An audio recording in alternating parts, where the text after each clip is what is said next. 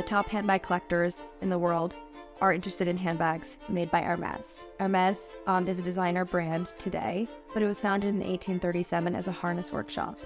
In the 1880s, Hermès expanded into saddles, and then at the turn of the century, when the automobile was invented, it was very important for Hermès to diversify their offerings in order to maintain relevance in this changing world. And one of the pieces that were created by Hermès were handbags. I am the head of sales here at Sotheby's for handbags and accessories. We have both a buy now and an auction platform for our handbags and accessories. Sotheby's is the premier destination for luxury and artwork.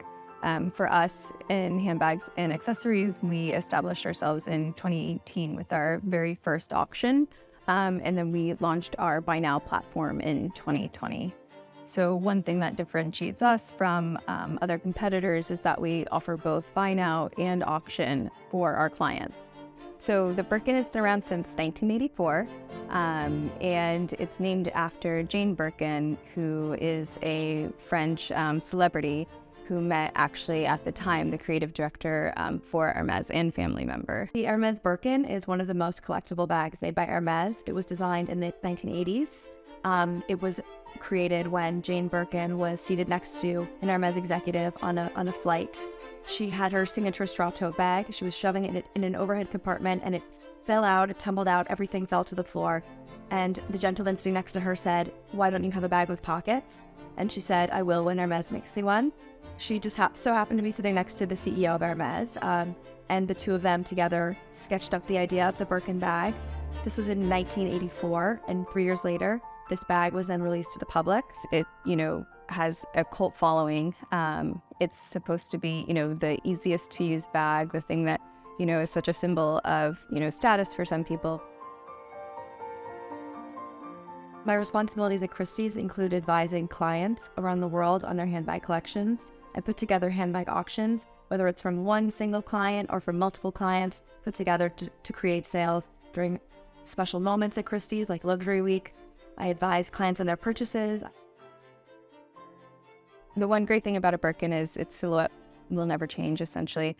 It's classic in every sense of the word, but one of the things that they're known for is the different sizes and colors. So each season they release a new size, a new color, and that's kind of what people look for when they're trying to find one of the Birkins for themselves. And the designers that created these handbags 50 years ago, 100 years ago, were ingenious, and they've created iconic forms that today are still resonating with collectors and handbag shoppers around the world.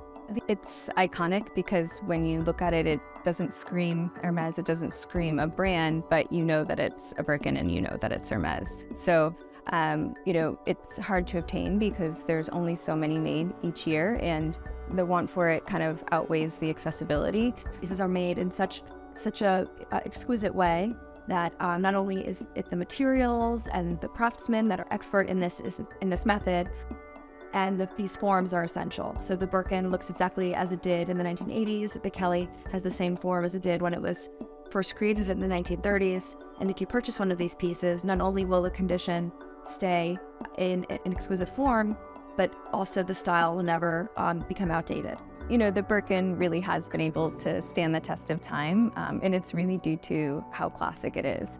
Even though trends come and go, because it is something that is so beautifully made and it is so classic, it's been able to really outlive some of its other competitors. So one of the most expensive bags sold at Sotheby's, we have an example of it here, is the Himalaya Kelly. In our auction that happened this past September, we had one hammer for $350,000 roughly. And with this sale, Sotheby's set a record for a handbag being sold at auction within the United States and Europe. The thing about handbags are they're such personal objects and such a reflection on your own style, perhaps your job, where you live, that there really is something for everyone.